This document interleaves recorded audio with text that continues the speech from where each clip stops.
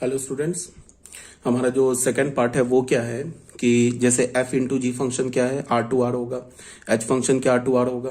ठीक है, f into g circle h function, इस फंक्शन का डोमेन क्या होगा। f into g circle h function का डोमेन क्या होगा, जो h फंक्शन का डोमेन है, h फंक्शन का डोमेन क्या r, और f into G composition h function का को डोमेन क्या होगा, जो f इंटू जी का को डोमेन है वो क्या है r। तो f into g circle h का हमें डोमेन मिल गया r, को डोमेन मिल गया r। और f सर्कल h इसका डोमेन क्या होगा, जो h फंक्शन का डोमेन है, और इसका को डोमेन क्या होगा, all real number. Codomain नहीं गिवन होता है तो हम क्या ले लेते हैं, all real number, but codomain तो गिवन है। और g सर्कल h का डोमेन क्या होगा, जो h का डोमेन होगा all real number. Codomain क्या होगा, जो g का को डोमेन है all real number. f circle h into g circle h, इस दोनों फंक्शन के प्रोडक्ट का डोमेन क्या होगा, जो f सर्कल h और g सर्कल h के डोमेन का इंटरसेक्शन। तो दोनों के डोमेन, इसका भी डोमेन r है, इसका भी डोमेन r है, तो r इंटरसेक्शन r, तो इसका डोमेन हो गया r से हमारा क्या हो गया r में। अब हमने क्या किया, f into g circle h x हमने डिफाइन किया। तो इसको एक मिनट के लिए ना f इंटू जी को तुम k फंक्शन एज्यूम करो, तो ये क्या हो जाएगा, k सर्कल h x हो जाएगा। ठीक है, तो ये क्या होगा, k ऑफ एच एक्स।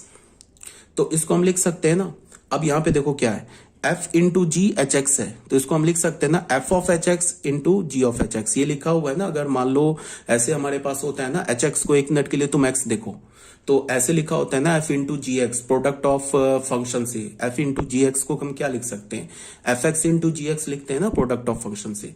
तो x का काम क्या कर रहा है, एच एक्स, तो इसे हमने क्या लिखा, f into h x into g into h x. तो f इंटू एच एक्स को हमने क्या लिख लिया, f सर्कल एच एक्स लिख लिया, और g इंटू एच एक्स को क्या लिख लिया, g सर्कल एच एक्स लिख लिया। फिर यहां पे क्या लिखा है, f X into G x type का लिखा है, तो इसे हम लिख सकते हैं ना एफ इंटू जी एक्स लिख सकते हैं। तो ये क्या हो जाएगा, एफ का काम कर रहा है एफ सर्कल एच, जी का काम कर रहा है जी सर्कल एच, तो क्या हो गया, जी सर्कल एच एक्स। तो यहां से हमें क्या पता चला, इस थर्ड इक्वेशन से हमें क्या पता चला कि F into g circle H, इस फंक्शन का F into g circle H function और किसके इक्वल है, एफ इंटू एफ सर्कल जी इंटू जी सर्कल एच। इस दोनों का जो मतलब फॉर्मूला है ना वो भी सेम है। ये जस्ट लाइक ऐसे लिखा है ना, F x is equal to ji X, मतलब फॉर्मूला सेम होने का मतलब दोनों का इमेज भी सेम है। एक्स के जितने भी एलिमेंट है वो उनके क्रॉसपॉन्डिंग इनका इमेज भी सेम है। तो फर्स्ट में हमने क्या प्रूफ किया कि लेफ्ट हैंड साइड का जो फंक्शन है ना, लेफ्ट हैंड साइड का ये जो फंक्शन है, लेफ्ट हैंड साइड में क्या है हमारे पास, हमने फर्स्ट में क्या प्रूफ किया कि f into G composition h, इसका डोमेन को डोमेन, और f circle h g circle h, इसका डोमेन को डोमेन इक्वल है। फिर हमने क्या प्रूफ किया, f into g circle h का फॉर्मूला या इसका इमेज, या f into g circle h का इमेज ये भी सेम है। तो क्या हो जाएगा, 1 2 एंड 3 से क्या हो जाएगा, f into G composition h is equal to f composition h into G composition h, ये फंक्शन इक्वल हो गया। ठीक है, ऐसे ही करेंगे ना। पहले हम क्या करते हैं, दो फंक्शन को इक्वल दिखाने के लिए क्या करते हैं, पहले डोमेन को इक्वल करते हैं, फिर डोमेन के क्रॉसपॉन्डिंग दोनों के इमेजेस को भी इक्वल दिखाते हैं। तो अगर f x is equal to ji x आ जाए तो एफ एक्स का इमेज और जी एक्स का इमेज सेम आएगा ना। एफ एक्स क्या है हमारा, वाई है ना, और जी एक्स क्या है, ये भी वाई है, तो दोनों का इमेज भी सेम आएगा। एक्स के हर एक वैल्यू के लिए एफ एक्स और जी एक्स का इमेज भी सेम आएगा, और डोमेन को ऑलरेडी हमने बराबर कर रखा है पहले। इसका क्या मतलब हुआ कि फिर F function is equal to G function हो जाएगा। तो वही तो काम हमने किया। फर्स्ट में हमने देखा है कि लेफ्ट हैंड साइड का ये जो फंक्शन लिखा है ना, ये फंक्शन, इसके डोमेन को, और ये जो राइट हैंड साइड में ये फंक्शन लिखा है, इसके डोमेन और कोडोमेन को इक्वल दिखा दिया, फिर इन दोनों की इमेजेस को भी इक्वल दिखा दिया, तो हो गया, फंक्शन इक्वल हो गया। तो ये था हमारा सेकंड पार्ट, ये खत्म हो गया। अब ये क्वेश्चन नंबर 10 में आ जाओ। क्वेश्चन नंबर 10 में क्या दे रखा है कि एक हमारे पास फंक्शन दे रखा है from R to R, signum function दे रखा है। सिग्नम फंक्शन जानते हो किसे बोलते हैं। और एक जी फंक्शन दे रखा है, R to R greatest integer function दे रखा है। अब यहाँ पे क्या बोला है, then prove that f composition g and g composition f coincide in this interval.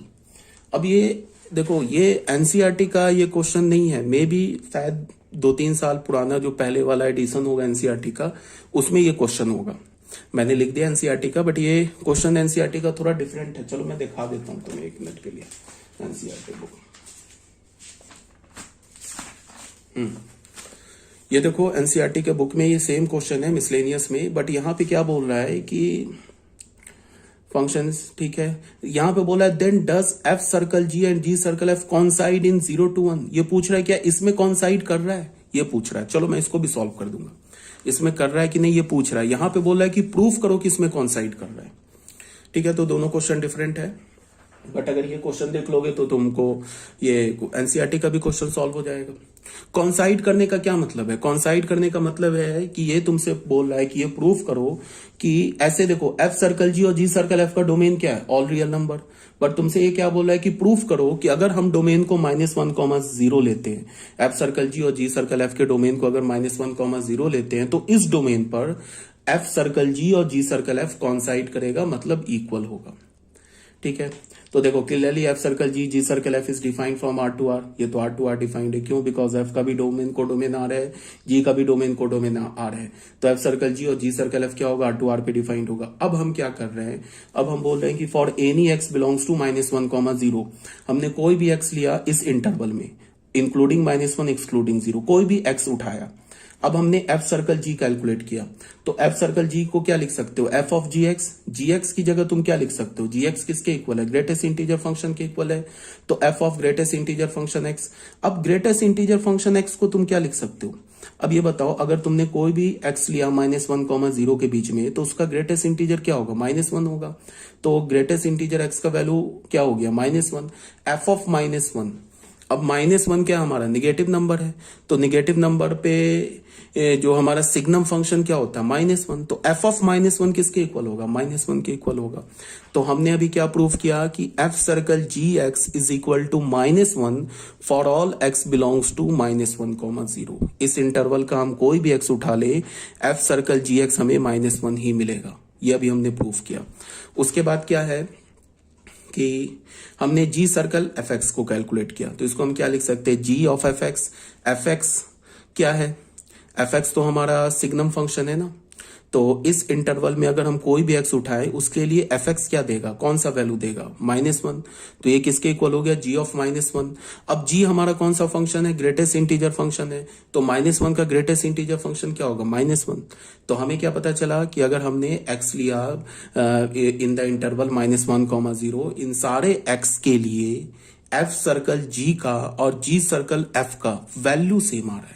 इसका क्या मतलब हुआ कि x अगर -1, 0 इंटरवल में है, तो इस इंटरवल में f सर्कल g और g सर्कल f का जो इमेज आ रहा है ना, वो इक्वल आ रहा है, ठीक है। तो देखो डोमेन को तो ऑलरेडी हमने बोल दिया कि -1, 0 एफ सर्कल जी और जी सर्कल एफ के डोमेन को ऑलरेडी हमने बोल दिया -1, 0 है। और इस डोमेन के हर एक एलिमेंट के क्रॉसमॉन्डिंग हमने इमेज भी इक्वल कर दिया। तो इसका क्या मतलब हो गया, इसका ये मतलब हो गया कि एफ सर्कल जी और जी सर्कल एफ फंक्शन जो है ना, कॉन्साइड कर रहा है इन दिस इंटरवल -1, 0, इस इंटरवल में कॉन्साइड कर रहा है। अब एनसीईआरटी का जो क्वेश्चन है वो देख लेते हैं। एनसीईआरटी में क्या बोल रहा है, अगर हमने एक्स लिया 0, 1 पे, सॉरी 1 इंक्लूडेड है, तो चलो एफ ऑफ जी एक्स निकालते हैं। तो ये क्या हो जाएगा, एफ ऑफ जी एक्स। तो एफ जी एक्स हमारे पास क्या फंक्शन है, ग्रेटेस्ट इंटीजर फंक्शन है। तो जी एक्स की जगह हमने क्या लिख दिया, ग्रेटेस्ट इंटीजर एक्स लिख दिया। तो अगर हमने एक्स कोई भी एलिमेंट उठाया बिटवीन -1 एंड 0 एंड 1, 0, 1 के बीच में कोई भी एलिमेंट उठाया, तो एक काम करते हैं, पहले हम लोग क्या करते हैं कि एक्स एलिमेंट ले लेते हैं 0 से 1 के बीच में। अभी इस पे भी 1 पे भी ओपन कर देते हैं, उसके बाद 1 पर चेक कर लेंगे। अगर 1 पे हमने ओपन कर दिया, तो 0 से 1 के बीच में लिया, तो इसका ग्रेटेस्ट इंटीजर क्या होगा, अगर हमने कोई भी एक्स लिया बिटवीन 0 एंड 1, तो उसका ग्रेटेस्ट इंटीजर क्या होगा, 0। और एफ ऑफ 0, एफ हमारा क्या, सिग्नम फंक्शन, तो सिग्नम फंक्शन का 0 पे वैल्यू क्या होता है, 0। तो एफ ऑफ 0 क्या हो गया, 0। अब जी सर्कल एफ लेते हैं एक्स, तो ये क्या होगा, जी ऑफ एफ एक्स। एक्स हमने क्या लिया है, बिटवीन 0 एंड 1, तो बिटवीन 0 एंड 1 एफ हमारा फंक्शन क्या है, सिग्नम फंक्शन। तो सिग्नम फंक्शन अगर 0 से 1 के बीच में क्या है हमारा, पॉजिटिव है। तो पॉजिटिव है, तो पॉजिटिव का वैल्यू क्या होता है, 1। तो ये क्या हो जाएगा, जी ऑफ 1। और जी हमारा क्या, ग्रेटेस्ट इंटीजर फंक्शन, तो ग्रेटेस्ट इंटीजर फंक्शन ऑफ 1, ये किसके इक्वल हो गया, 1। तो देखो अभी हमने 1 को नहीं कंसीडर किया, चलो एक बार लेते हैं, पहले कर लेते। जी ऑफ 1 क्या होगा, एफ ऑफ जी 1 क्या होगा, एफ ऑफ जी 1 होगा।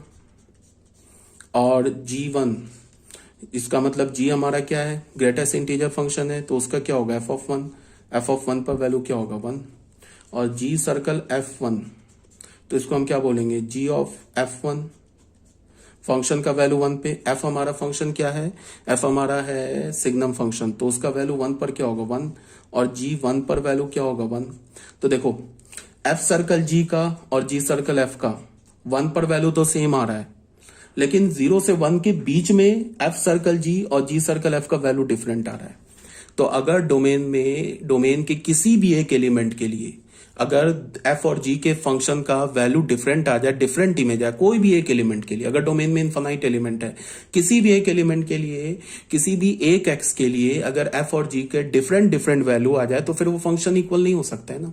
फंक्शन इक्वल तभी होगा ना जब डोमेन उसके कॉमन f और g के कॉमन डोमेन के हर एक एलिमेंट के कॉरस्पॉन्डिंग जो इमेज आए वो इमेज भी सेम आए।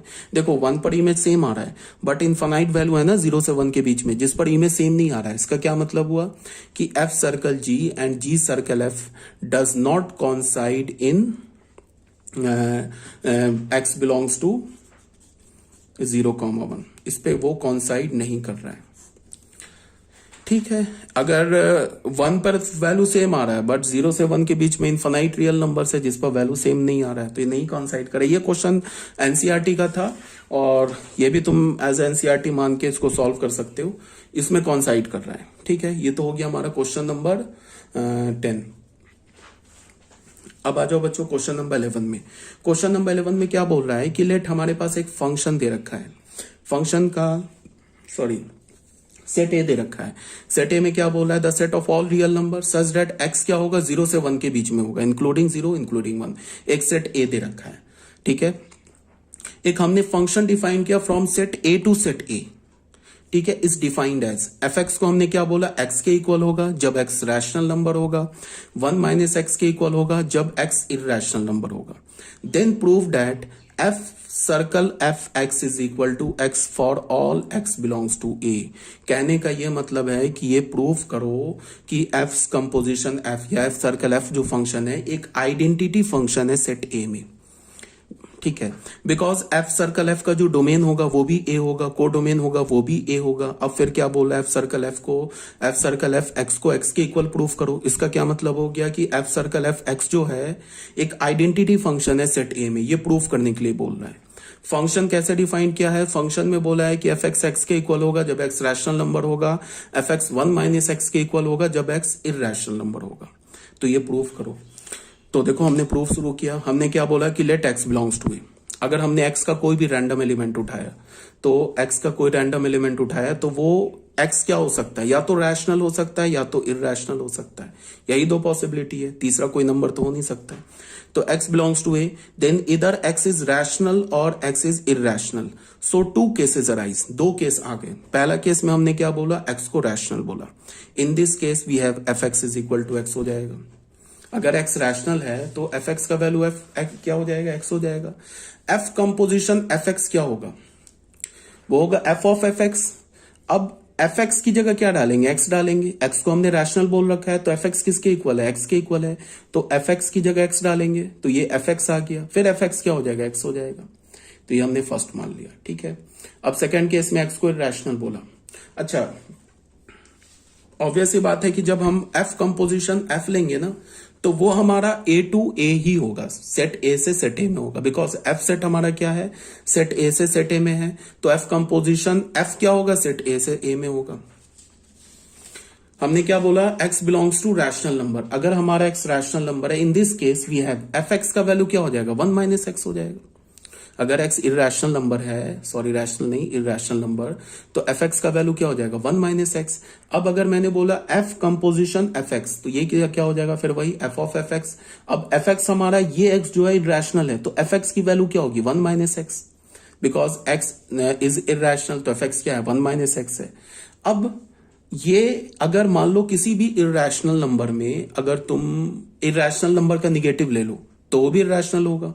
उस इरैशनल नंबर को 1 से सब्ट्रैक्ट कर दो तो भी इरैशनल ही नंबर होगा। ठीक है, हाँ, 2 इरैशनल का डिफरेंस दो इरेशनल का सम और डिफरेंस क्या हो सकता है, रैशनल आ सकता है। बट अगर तुम किसी रैशनल नंबर को माइनस से मल्टीप्लाई करते हो, मान लो √2 ले लिया, √2 इरेशनल नंबर है, माइनस से मल्टीप्लाई किया तो -√2 भी इरेशनल नंबर हो गया, 1 ऐड कर दिया तो 1 -√2 भी इरेशनल नंबर हो गया। तो ये x अगर इरेशनल है तो 1 - x भी इरेशनल है। तो अब f के आर्गुमेंट में क्या है, 1 - x, और 1 - x कैसा है, इरेशनल है। तो अब हमें क्या निकालना है, f ऑफ 1 - x। तो इसमें कौन सा फॉर्मूला यूज करेंगे, इरेशनल वाला। तो f ऑफ 1 - x क्या होगा, f ऑफ 1 - x जो इरेशनल का जो डेफिनेशन है ना, ये वाला 1 - x, इस x की जगह क्या डाल देंगे, 1 - x डाल देंगे। तो 1 - x डाल दिया, from 1 and 2 f of x is equal to x for all x belongs to a। Proof हो गया। हम f ऑफ x क्या हमने प्रूफ कर दिया, x के इक्वल प्रूफ कर दिया। इसका मतलब क्या हमने प्रूफ कर दिया, f composition f is equal to f composition f is an identity function in a। दो ही एलिमेंट होंगे ना, या तो रैशनल या तो इरेशनल। हमने प्रूफ कर दिया कि f of f x is equal to x for all x belongs to rational, and f of f x is equal to x for all x belongs to irrational. तो हो गया, proof हो गया, identity function हो गया। Question number 12 में आ जाओ। Question number 12 में क्या बोल रहा है कि हमारे पास एक फंक्शन है g from the set of all integer to the set of all integer be defined by fx is equal to 2x बोला, for all x belongs to z। और एक हमने g फंक्शन डिफाइन किया z से z में, such that g circle f is equal to iz बोला। ठीक है, अच्छा सॉरी, क्या मैं बोल रहा हूं, f हमारा z से z है, fx is equal to 2x है।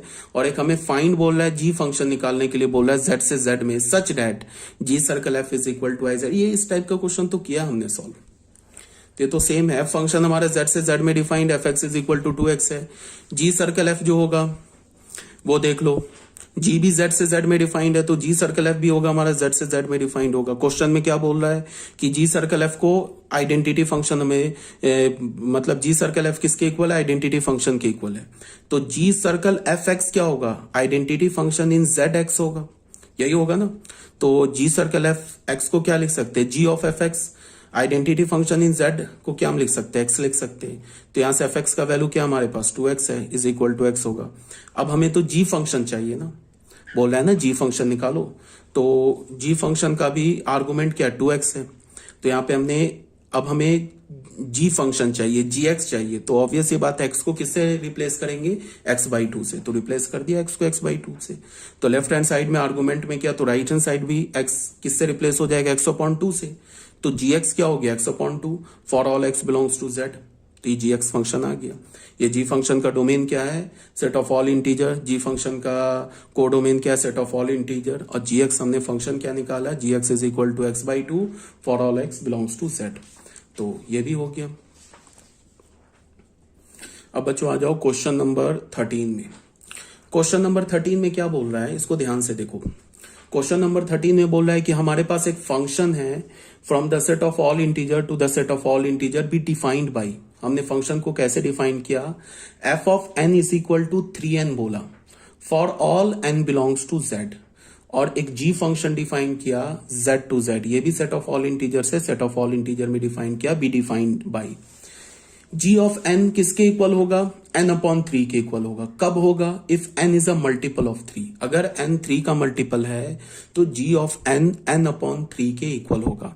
और g n किसके इक्वल होगा, g ऑफ n किसके इक्वल होगा, 0 के इक्वल होगा, if n is not a multiple of 3। तो हमें क्या बोल रहा है कि show that g circle f is equal to an identity function in z and f circle g is not an identity function in z। ये हमें prove करना है या शो करना है। तो स्टार्ट करते हैं, सॉल्यूशन में आ जाते हैं। सबसे पहले हमारे पास फंक्शन f जो है वो z से z में डिफाइंड है, फंक्शन g जो है वो हमारा z से z में डिफाइंड है। देयरफॉर f सर्कल g जो होगा वो g के डोमेन से f के कोडोमेन में डिफाइंड होगा। तो g का डोमेन z है, f का कोडोमेन z है, तो f सर्कल g क्या हो गया, z से z में डिफाइंड हो गया। फिर g सर्कल f कैसे डिफाइंड होगा, f के डोमेन से g के कोडोमेन में, तो ये भी z से z में डिफाइंड हो गया। अब हमने क्या बोला, for any n belongs to z, हमने कोई भी इंटीजर ले लिया z का, वी हैव, इसको हम क्या लिख सकते हैं, g सर्कल एफ एन को हम क्या लिख सकते हैं, g ऑफ एफ एन लिख सकते हैं। g ऑफ एफ एन क्या होगा, g ऑफ एफ एन किसके इक्वल होगा, ठीक है। अगर हमने कोई भी n लिया ना इंटीजर का, तो g ऑफ एफ एक्स को हमने क्या लिखा, एफ एक्स की जगह 3n लिख दिया। ठीक है, तो इसमें हमने क्या माना कि यहां पे तुम ऐसे देखो, ये जो x आ रहा है ना, ये x जो है किसके डोमेन से आ रहा है, x हमारा f के डोमेन से आ रहा है, तो एफ एक्स किसके इक्वल है, 3n के इक्वल है। और n हमारा अगर इंटीजर है तो 3n भी इंटीजर है, इसका मतलब 3n क्या है हमारा, 3 से डिविजिबल है। तो 3 से डिविजिबल है तो उसके लिए कौन सा फंक्शन, उस पर g फंक्शन अप्लाई करेंगे ना, तो क्या लिखेंगे, 3 का मल्टीपल है तो n अपॉन 3 लिखेंगे। n का काम क्या कर रहा है, 3n, तो यहाँ पे क्या हो गया, 3n अपॉन 3, तो n आ गया। ठीक है, इसका क्या मतलब है कि अगर हमने g circle f x n लिया, sorry g circle f n लिया, तो हमें n मिल गया। ठीक है, तो g सर्कल एफ एक्स क्या होगा, x नहीं यार ये n है, इसको करेक्ट कर लेना यार। g सर्कल एफ n क्या होगा, n के इक्वल होगा for all n belongs to z। ठीक है ना, तो हो गया, प्रूफ हो गया। जी सर्कल एफ क्या हो गया, एक आइडेंटिटी फंक्शन हो गया जेड में। जी सर्कल एफ क्या हो गया, एक आइडेंटिटी फंक्शन हो गया जेड में, आइडेंटिटी फंक्शन हो गया ना जेड में, बिकॉज जी सर्कल एफ का जो हमारा क्या है, डोमेन क्या है, वो भी जेड है, को डोमेन क्या जेड है। और फिर हमने क्या प्रूफ कर दिया, g circle f of n is equal to n for all n belongs to Z. तो जी सर्कल एफ क्या हो गया, एक आइडेंटिटी फंक्शन हो गया जेड में। ठीक है, तो हमने पहला प्रूफ कर दिया, ये वाला पार्ट हमने प्रूफ कर दिया। अब हमें क्या प्रूफ करना है, F circle ji is not equals to an identity function in Z, ये हमें प्रूफ करना है। तो इसके लिए देख लो, हमने क्या बोला, for any N belongs to Z, हमने कोई भी एन ले लिया जेड का, ठीक है, इंटीजर ले लिया। तो अब हमने एफ सर्कल जी कैलकुलेट किया, तो एफ सर्कल जी को हम एन लिखेंगे, एफ सर्कल जी एन किसके इक्वल होगा, एफ ऑफ जी एन के इक्वल होगा। अब यहां पे क्या होगा, ये एफ ऑफ जी एन जो होगा ना, यहां पे इसको हम क्या लिख सकते हैं, F of N upon 3। G N को है ना, जी एन यहां से देखो, जी एन को हम एन अपॉन 3 बोल सकते हैं ना, कब, जब जी के अंदर जो आर्गुमेंट है ना वो एन का मल्टीपल हो। ठीक है, तो इस जी एन को हम क्या बोल सकते हैं, एफ ऑफ एन अपॉन 3, कब, if N is a multiple of 3। अगर n जो है मल्टीपल होगा 3 का, अगर n 3 का मल्टीपल होगा तो gn का वैल्यू क्या होगा, gn का वैल्यू n अपॉन 3 होगा। कब, जब n हमारा 3 का मल्टीपल होगा। और अगर n 3 का मल्टीपल नहीं हुआ तो इस gn का वैल्यू क्या हो जाएगा, 0 हो जाएगा ना। गिवन है ना, gn is equal to g of n। gn बोलने का मतलब क्या है कि g इंटू n नहीं बोल रहा हूं, g of n। g of n इतना बड़ा बोलने के लिए डायरेक्ट gn बोल रहा हूं। तो gn बोलने का मतलब g ऑफ n 0 कब होगा, जब n 3 का मल्टीपल नहीं होगा। तो यहां पे gn को हमने क्या कर दिया, g ऑफ n को कर दिया 0। हमने क्या बोल दिया, इफ f नहीं है बच्चों, ये करेक्ट कर लेना, ये n है, if n is not a multiple of 3। ठीक है, यहां तो कोई प्रॉब्लम नहीं है। अब देख लो, एफ ऑफ जी एन ये किसके इक्वल हो गया। अब इस एफ में, ये हमारा एफ है ना फंक्शन, यहां देखो एफ फंक्शन का आर्गुमेंट एन है तो 3n के इक्वल है। अब यहां पे एफ फंक्शन का आर्गुमेंट क्या है, n अपॉन 3 है, तो क्या होगा 3 into n upon 3 if n is a multiple of 3। और ये क्या हो जाएगा 3 into 0 if n is not a multiple of 3। तो g f circle g n का वैल्यू क्या मिल गया हमें, n किसके इक्वल मिल गया, if n is a multiple of 3, और 0 के इक्वल मिल गया if n is not a multiple of 3। तो ऑब्वियस ये बात है कि एफ सर्कल जी जो है वो z में आइडेंटिटी फंक्शन नहीं है। क्यों नहीं है, बिकॉज आइडेंटिटी फंक्शन में क्या है कि जो तुम x डालो, x डालो उसका इमेज सेम x होगा। अगर हमने 2 डाला आइडेंटिटी फंक्शन में तो उसका इमेज 2 होगा, -1/2 डाला तो उसका इमेज -1/2 होगा। बट यहाँ पे तो क्या बोल रहा है, यहाँ पे तो बोल रहा है कि अगर n 3 का मल्टीपल है तो उसका इमेज n होगा, और अगर n 3 का मल्टीपल नहीं है तो उसका इमेज 0 होगा। मतलब कि उसका इमेज, अगर मान लो कि f सर्कल g में हमने डाल दिया 9, तो 9 में डाला तो 9 तो है ना, 9 क्या है हमारा, अगर मान लो कि हमने n का वैल्यू 9 डाला, वो तो 3 का मल्टीपल है, तो उसका इमेज क्या होगा, 9 होगा। ठीक है, अगर हमने डाल दिया 12 तो 12 का इमेज क्या होगा, 12 होगा। बट अगर हमने 7 डाल दिया तो 7 का इमेज क्या होगा, under the function f circle g 0 होगा ना, बिकॉज 7 तो 3 का मल्टीपल नहीं है। तो इसका ऑब्वियस ये बात है, F circle ji is not an identity function in Z. ये भी बात क्लियर होनी चाहिए। ठीक है, clearly F circle ji is not equals to n for all n belongs to z. ये आइडेंटिटी फंक्शन तभी होता ना जब f circle g n n के इक्वल होता for all n belongs to z, सारे जेड के लिए। But f circle g n n के इक्वल है, बट वो किस एन के लिए? जब एन हमारा 3 का मल्टीपल होगा तभी जाके F circle g n n के इक्वल होगा। अगर हमारा एन 3 का मल्टीपल नहीं होगा तो एफ सर्कल जी एन फिर 0 के इक्वल हो जाएगा। In fact f circle g n is equal to n only for multiple of 3, so f circle ji is not an identity function in z. तो ये बच्चों हो गया हमारा क्वेश्चन नंबर 13। अब ये क्वेश्चन नंबर 14। देखो, इतने क्वेश्चन कराने के बाद भी अगर एनसीईआरटी नहीं सॉल्व होता है तो याद रखना कि टीचर की गलती नहीं है, किसी स्कूल की गलती नहीं है, गलती तुम्हारी है। देख लो, इतने क्वेश्चन जनरली जो टीचर होते हैं वो नहीं कराते, खासकर फंक्शन में।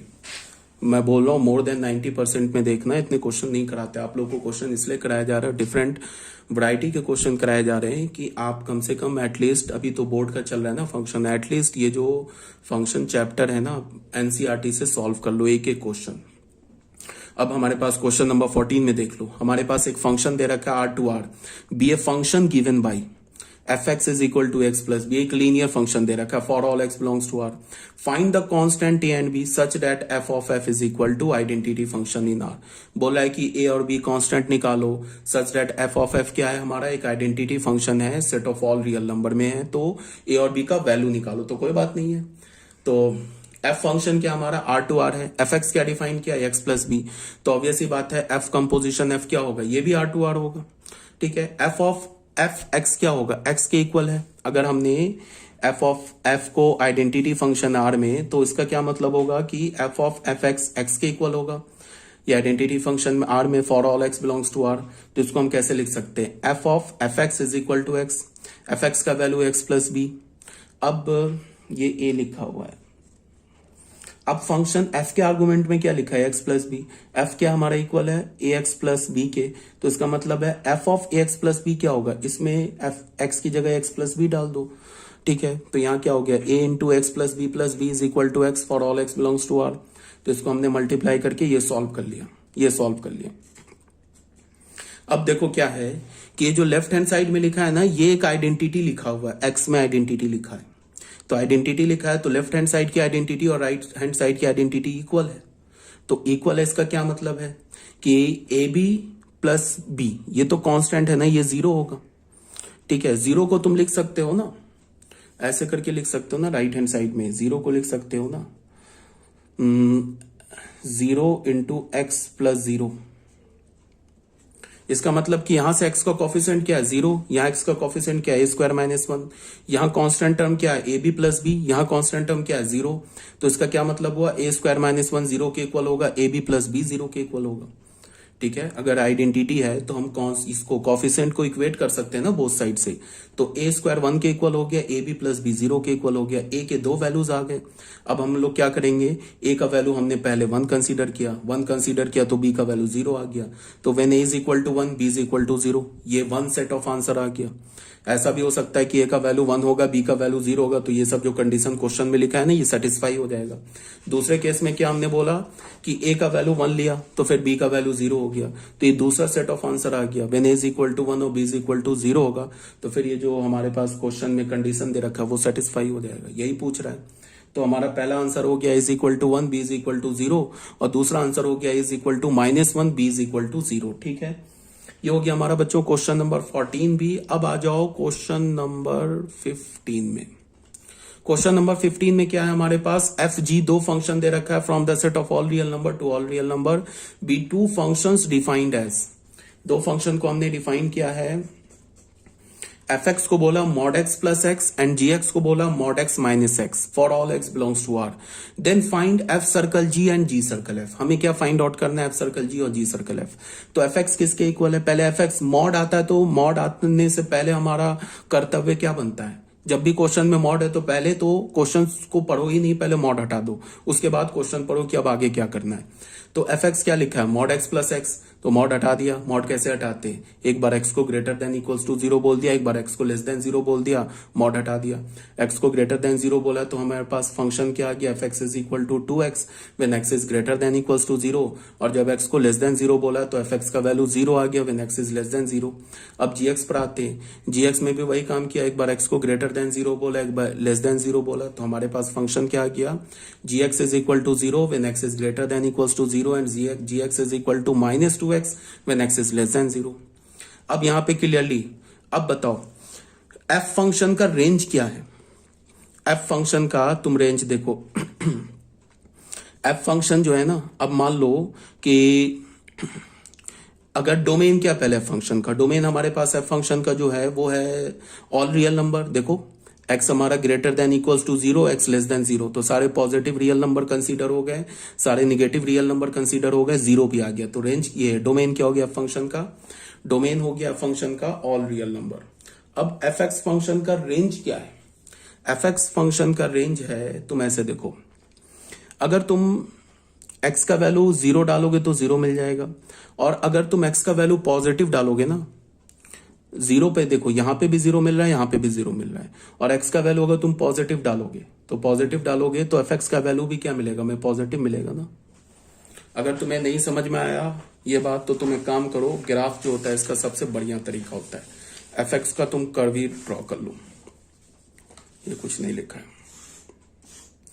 fx का ना तुम कर्व ड्रॉ कर लो।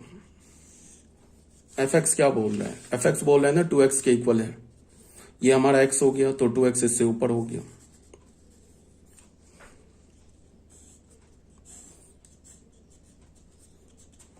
और 0 के इक्वल है,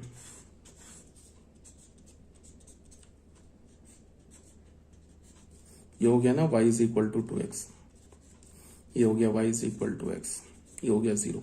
अब रेंज देख के बता दो, बोल रहा है ना कि जब x का वैल्यू 0 से लेके पॉजिटिव इंफिनिटी है तो हमारा f जो है वो किसके इक्वल है, 2x के इक्वल है, और जब हमारा रेंज नहीं सॉरी डोमेन 0 से लेके पॉजिटिव इंफिनिटी है then y is equal to 2x, और जब डोमेन हमारा निगेटिव है then y is equal to 0, तो 0 यही आ गया निगेटिव x एक्सिस। तो रेंज क्या हो गया हमारा f फंक्शन का, 0 टू इंफिनिटी, ठीक है। और रेंज क्या है,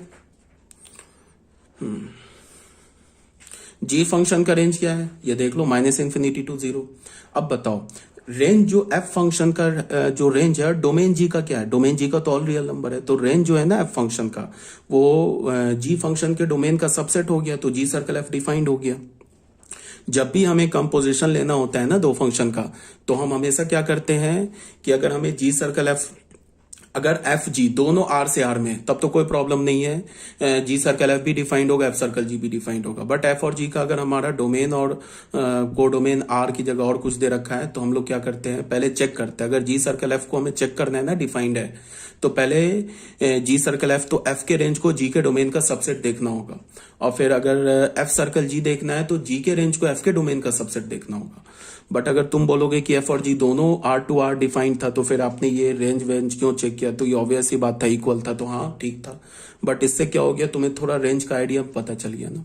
यहाँ पे ऑब्वियस ही बात है ना, एफ का जी का डोमेन को डोमेन दोनों सेम है, तो एफ का रेंज जी के डोमेन का सबसेट होगा, जी का रेंज एफ के डोमेन का सबसेट होगा, बिकॉज दोनों फंक्शन है ना आर टू आर डिफाइंड। कोई बात नहीं है, बट एक बार हमने यहाँ पे चेक कर लिया, कोई से दिक्कत तो है नहीं।